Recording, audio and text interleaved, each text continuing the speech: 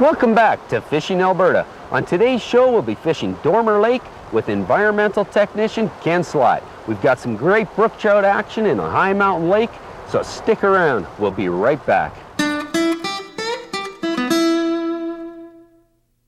Fishing Alberta is sponsored in part by Works, the angler's ultimate hang cleaner. Brex, a Canadian tradition in fishing tackle since 1947. And Superior Propane, using our energy to make your life better.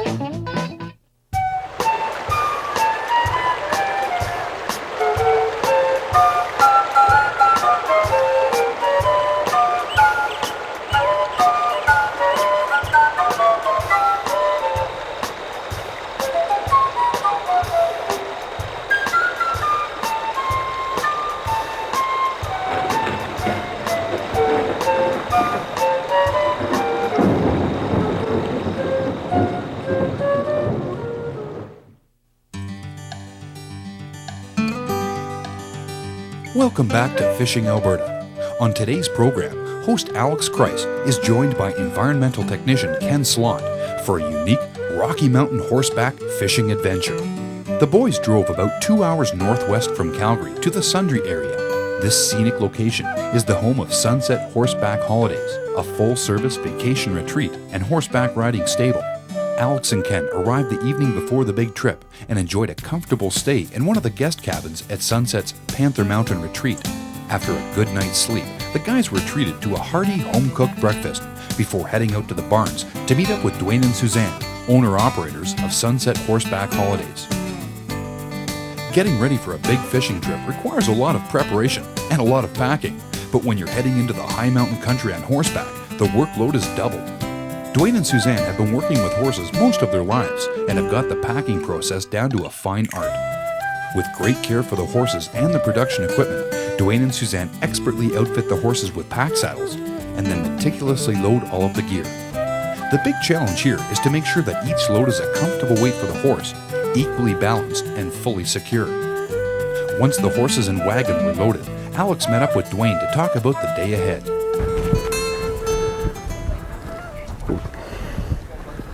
Hi, Dwayne. How you doing? Pretty good. That's good. Ready to go? You bet. Looks like you got her all saddled up. And well, he's all ready to go, and we'll see if we can get him up over the mountain there and find some good fishing holes. How far of a ride is it today? We're going to be going probably about 11 miles in from here. How long would that take? We'll be 3.5 to 4 hours. Oh yeah, that's not bad. Just straight riding. If we stop a little bit, maybe do some fishing on the way. Well, we sure got a nice day for it. Yeah, wow. I hope it stays like this for the next 3 or 4. It would be great. Oh yeah, that'd be great. What's the name of this horse? This is Bo. This is one I'm riding? Yes. Yeah. Hey, Bo. He started out. He's been a good horse. Well, let's get saddled up, I guess. And you bet. See if I can get up here. There we go. Foot in the other stirrup there. He does a little neck reining. So it's neck reining? Yeah, he's a neck reining horse and everything. Okay. Well, just a second. I'm going to just drop this stirrup one more for you. Okay. We'll give you the comfortable ride. Sounds good. There, try that. Great. Ooh. Yeah. Is this a boy? Gelding? Yeah, it's a gelding, so. Great. Pretty horse. Well, I'm sure looking forward to this. Hey, guy. Let's move ahead.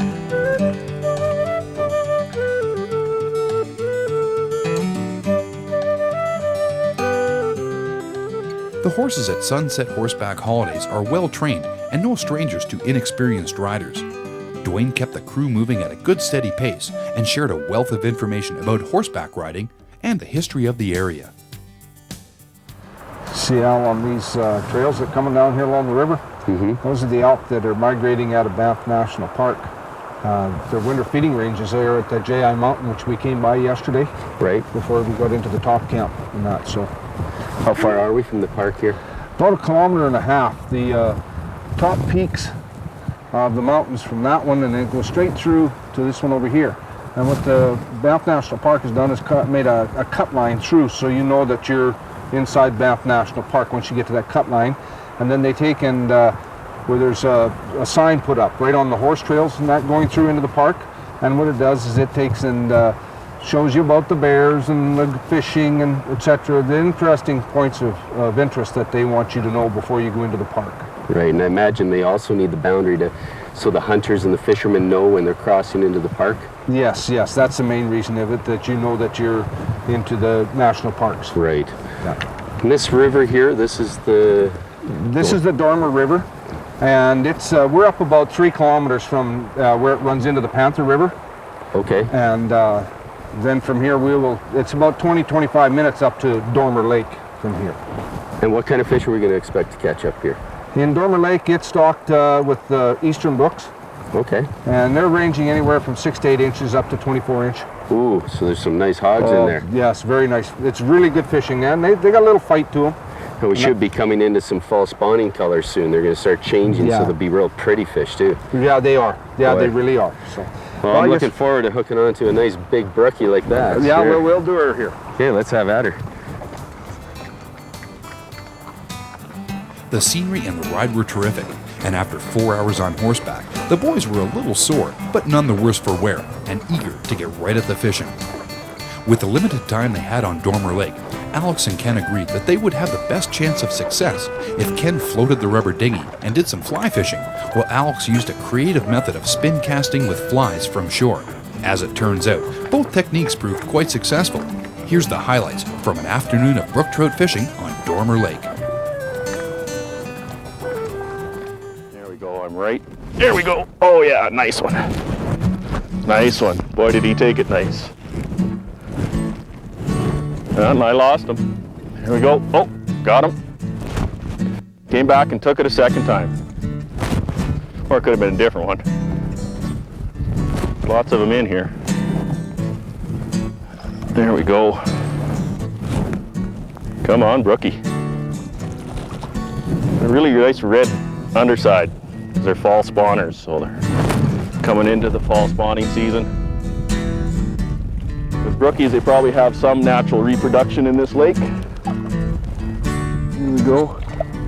I'm gonna hold them up by the fly here. Give you guys a good look.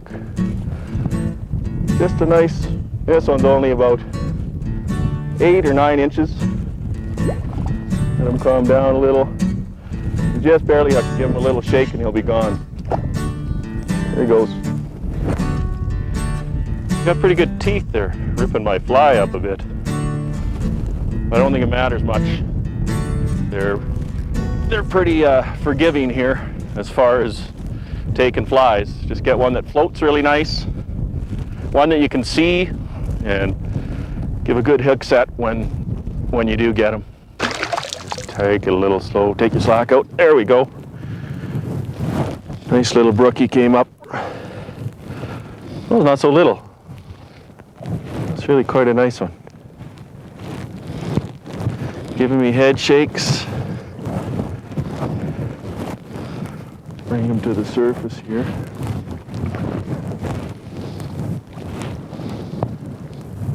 Come on, little fella.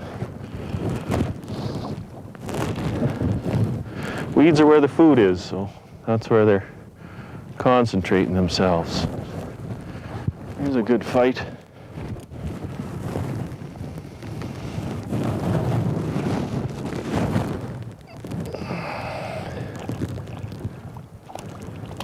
This one's a big male too. He's got a big hook jaw on him. Females don't have quite as big a hook. Tire him out a little bit.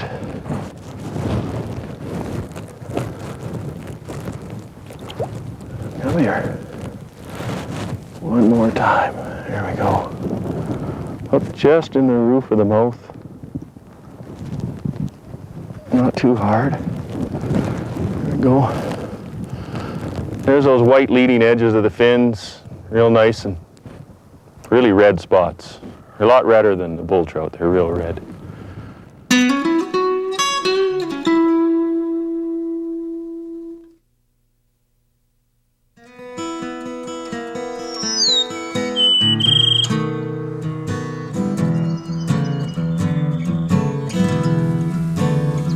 The eastern brook trout has become so well established in some bodies of water that they've actually become a problem. and pushed out some of the native species, such as cutthroat trout and bull trout. Some of the species that were in those bodies of water just aren't there anymore because the brook trout are such an aggressive fish. They'll chase other fish out of the body of water, and they're so competitive for food that the other fish just can't survive, or they get pushed out and they go elsewhere. So what the government is doing now is they're trying to determine whether or not we should allow these brook trout to stay in these bodies of water, or whether or not we should start pulling them out. As a matter of fact, in Moraine Lake in Banff National Park, the government has started to set nets and pull all of the brook trout out of that body of water, and they're trying to reintroduce bull trout and cutthroat trout and stick to the more native species to Alberta.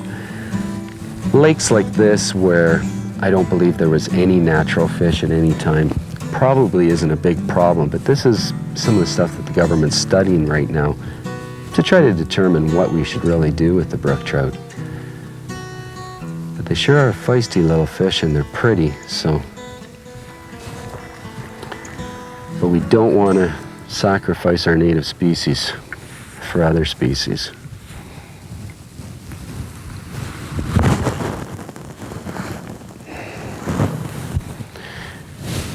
We rode up here today with the good folks from Sunset Horseback Holidays.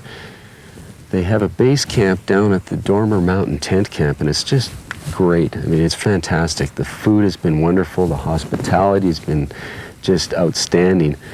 Very accommodating people. I mean, you can come out here and go for just a scenic horseback ride, or go check out the wild horses. They have a ride that takes you in to see those. That would be quite neat, actually, to see.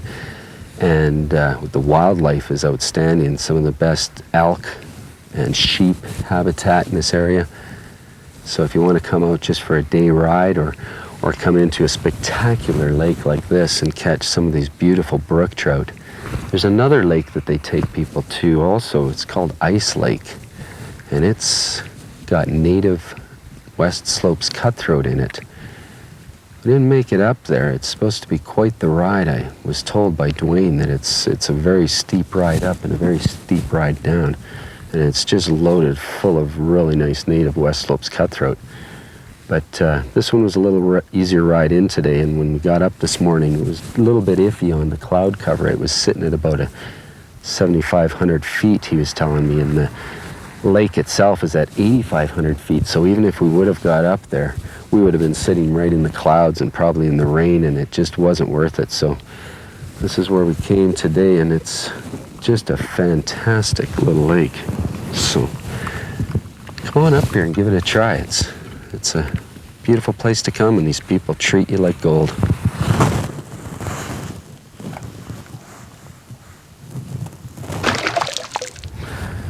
I was trying a spinner and it just wasn't working, so I changed up to this presentation. They're hitting a surface hatch, so I tried a dry fly behind a bubble, and sure enough, first cast, a nice eastern brook trout. Are such a pretty fish. Whoa, whoa, there it goes, it's gone. Wow, pretty fish. They're just beautiful. What I've got here is I was having trouble, as I said, with the spinner. So I've got a water bubble, and all I've done is I've fed a tapered leader right through the bubble, and you can twist the line. It's got a little rubber elastic type thing inside of it. You twist that, and eventually it'll tighten right up on the line so it won't move. It secures it in spot. And then what you have here is a little cap that you can open up, and you can actually fill it halfway with water. Don't fill it all the way, just enough so that you got a little bit of weight to cast it out. And at the end of that, I've got the tapered leader. I've tied on a little dry fly, and sure enough, bang, got a brook trout. It's a great little presentation. If all you've got is a spinning rod with you and all they want to take is flies off the surface, this is a great little setup. It's a nice little setup to teach kids too, because they can cast it. It's got a fair bit of weight to it, and they can drag it along the surface pretty much the same way a fly fisherman does. Sure enough, we're getting into some brook trout, so we'll put it back out, try to hook another one.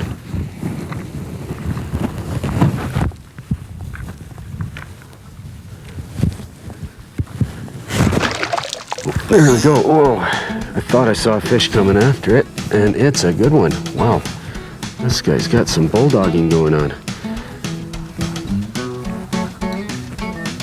Oh, and he's gonna get right in the stump there. No, don't, come on. You can come out of there. There we go. Scrappy fish.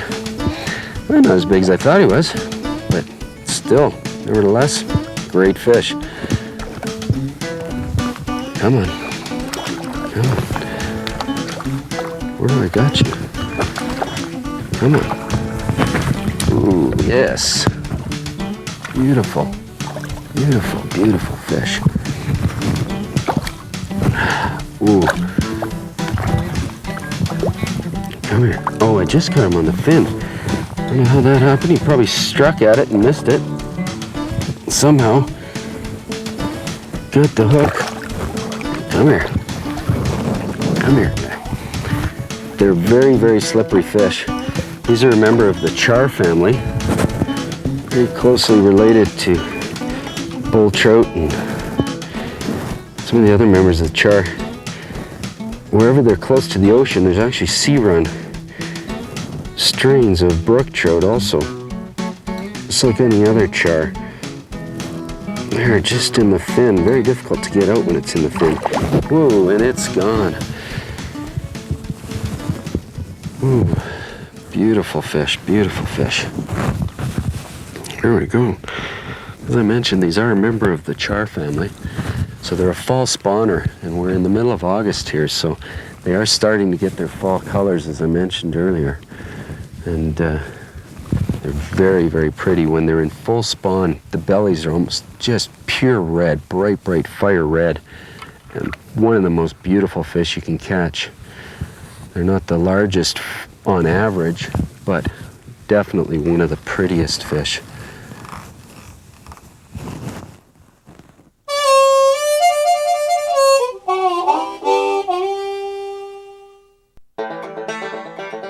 Brook trout were first introduced to waters in the Banff area in 1910 from lake stock taken from Lake Nipigon in northern Ontario. Brookies are one of the most colorful members of the char family. They spawn in September and November in gravel beds in shallow streams and shorelines of lakes, where the female will lay 300 to 1,000 eggs. Brook trout mature at 2 to 4 years of age and have an average life expectancy of about 8 years. The brook trout's diet consists mainly of caddisfly larvae, chironomids, mayflies, and amphipods. The Alberta record brook trout weighed an impressive 12 pounds, 15 ounces. Trying to keep them away from that log. Oh, come on. Scrappy fish. They're just beautiful, beautiful, brilliant colors. Just on the top of the lip, nice little male. Easy, boy. Easy. Just let it tire out a bit. Great. Great little fish. Just grab it here. Beautiful. Look at the colors. As you can see with the brook trout, best way to identify is on the top. It's got the worm-like vermiculations on the top. Also, you can see the pink dots on the side. All have little blue halos around it. On the fins, it starts with a red. Whoa, whoa, whoa, hang on, little guy. Hang on. Starts with a red, then it has a black stripe and a white leading edge. The bull trout itself does not have the black stripe inside of the white stripe. So as you can see, there's quite a bit of difference. And the square tail on it too. It's also got a white leading edge on the end of the tail, and it has some black lines, worm-like lines coming down the tail and on the top of the dorsal fin. Looks totally different, very easy to identify when it's a bright colored male. They're starting to get their fall spawning colors. Let's get the hook out. There we go. Beautiful, beautiful brook trout. Just let it go. You can tell it's a male by the hook jaw on it. Oh, here it goes. There we go. Bring it around. Come here, little fella. Just a little tiny one. Come on. Come on. Whoa, whoa. You're so feisty. Feisty, feisty little fish. Are you just about done, little guy? Come on. You know you're going back. Come on, take it easy. Take it easy. Try not to hurt him.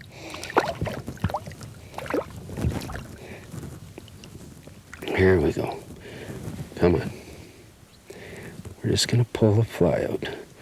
Let you go. There we go. Another nice little eastern brook trout. Gone. Nobody's business. Although brook trout are not native to Alberta, there is some great fishing for brookies if you know where to go. Here's a few hotspots to get you started.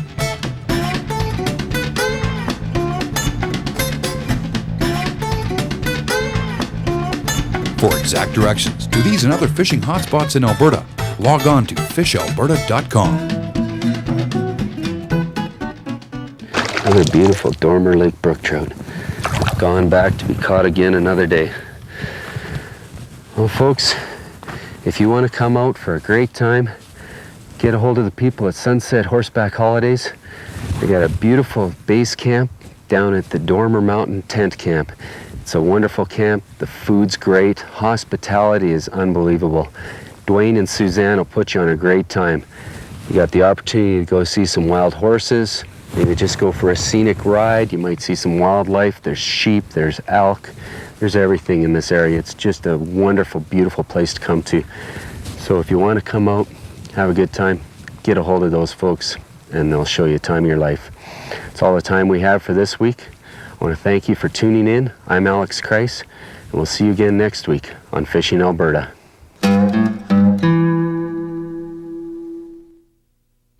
If you're fishing the internet for information about angling in Alberta, troll by fishalberta.com. Check out show previews and directions to fishing hotspots. Learn more about species and fishing regulations. Download awesome video clips. Get educated about issues affecting angling in Alberta. Join our online discussion forum, or click through some great hot links. All this and more at fishalberta.com. If you and your family love fishing for walleye and would like to learn more about walleye angling and conservation in Alberta, contact the walleye experts at Walleye Unlimited of Alberta. Call 403-272-8274. Fishing Alberta is sponsored in part by Works, the angler's ultimate hang cleaner. Brex, a Canadian tradition in fishing tackle since 1947. And Superior Propane, using our energy to make your life better.